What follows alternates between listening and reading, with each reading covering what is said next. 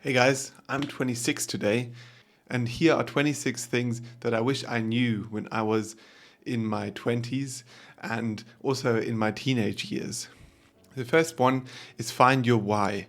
You need to know why you are here, why you're on this planet. And for me, I found it when I was reading in God's Word. That was my why. The second point that is also super important to me is I've started not caring what I look like. When I was in my teens, it was very important for me to look decent, maybe even to wear brand stuff. Now I just don't care at all, and it's really freeing to know that no one really cares what you look like. So the third point is to invest in your future. Now, I'm 26 and I know that hopefully, God willing, my life will be longer.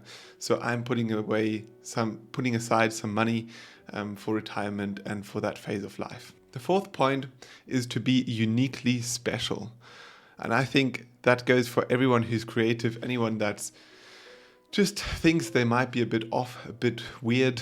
That's perfect. Be you and be you authentically. Don't try to be someone else on a Monday when you're different on the weekends. The fifth thing is choose love carefully. I found my wonderful wife, and that was ages ago. Been dating for 6 years and married for 2 years.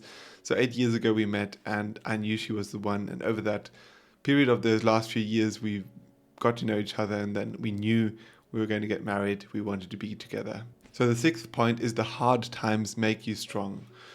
Ever going through a valley of despair, the valley of death, and you feel like there's no way out? Well, once you have gone through there and come out the other side, you look back, you know that was a time where you were strengthened. So the seventh point is all about prioritizing your health. Your health is your biggest asset, so make use of it. And what I do, I exercise daily, 20-30 minutes outside, inside, whatever it takes. The eighth point is plan your weekends. Something you might not expect, but weekends are cool because you get to socialize with your friends. Make that a priority in your life. Number 9, cherish your friends.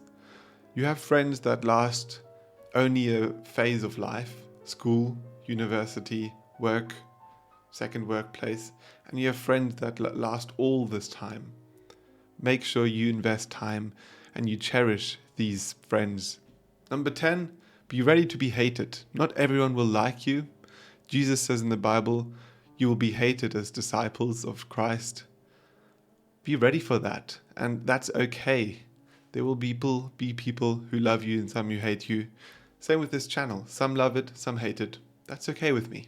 Number 11, I'll try to do this. Climb the right mountain. Ever heard of the 2-mountain theory? The one mountain is the one that you start in your 20s, where you're like, oh, I want wealth, I want fame, I want fortune, and you start climbing that one. And the other one is that you discover maybe later. It's all about family. It's all about finding the love of your life and those values that are not measurable in money or success. Number 12, live in the moment.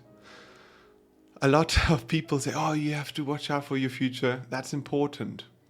But don't let your past influence you in a negative way. Live in the moment. Enjoy what you have. Number 13, prepare for the future. This might be a contradiction, you think, but prepare for your future life. There's a kingdom, and I believe it's for you. And if you want to be part of that, I have many videos on my channel you can check out. Number 14, a boring life can be a good life. You don't have to jet set around the world, travel, or even be constantly on the go to have a wonderful, fulfilled life. At the moment, for me, I'm enjoying the life that I have with my wife who's still studying, and I'm at home, but that's okay. And when I was in my early 20s, in my teenage years, I wanted to see the whole world as soon as possible. And now I realize God has his own timing. Number 15, and that goes in hand with the last point, because to ask God, prayer is important.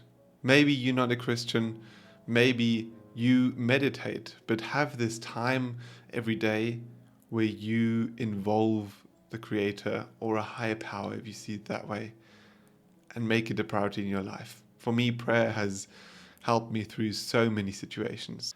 Numbers, now it's getting hard. 16?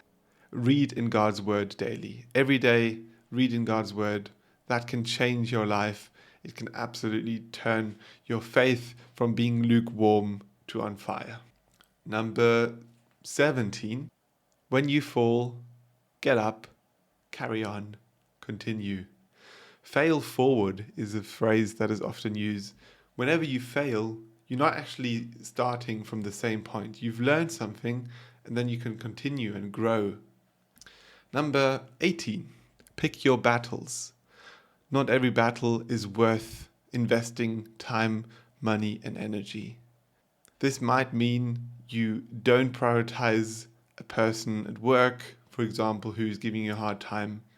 This might mean choose a different section. This might mean don't preach to people who don't want to be preached to. These are battles where Jesus says, hey, don't throw your pearls before the swines. Number 19, ditch your phone in social settings. I used to make sure that I didn't miss a message, even in social settings like a youth group or maybe even Bible school or whatever it is, somewhere where there's lots of people. Don't do what I did and make sure that you spend this quality time with people. And now, number 20, a sobering thought, but you're replaceable if you have a job in your workplace. Realized that the hard way. I thought I was important in my last corporate job. They were a bit sad that I left, but they were more than happy to let me go and find someone else. You're always replaceable unless you have your own business and make yourself irreplaceable. Number 21, enjoy youth. Often children and often teenagers are rushed into this phase of having huge responsibility. I think this is false. You have to enjoy your time you have. Enjoy each phase of your life. It'll happen soon enough that you grow up, but enjoy being young. Point 22.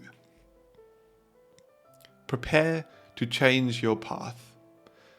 I think in life we set out to go to school, go to university, and then do whatever you studied until you retire, and then you have a relaxed life. Well, it's okay to pivot. Just today I had a conversation with a few colleagues about maybe going in a different direction in work, but God will ultimately show you the way. Point 23. Be moldable and stay moldable by God. In Jeremiah chapter 18, God sends Jeremiah down to the house of the potter and asks him, hey, what can you see? And he sees this process of a cup or a vase being molded in clay. And God's like, hey, this is what I'm doing with our nation. This is what I'm doing with you. So each one of us needs to be moldable in the way that we accept God forming and shaping us in a way that we can then become our best self and follow him. Point 24. Set ambitious goals. If you set goals that you can achieve within a week, then why are you setting them? Set goals that are ambitious but keep you on your toes. And point 25, live outside your comfort zone. This whole channel is something that's outside my comfort zone, and it has changed me and made this whole experience of life so much better. And I wish that I'd done it earlier. And last but not least, number 26, love your partner and your forever friends. Love people around you, because love is what will endure all ages, transcend all borders, and be with you until you die. Thank you so much for joining for this video. I wish you a wonderful day. God bless, and see you soon.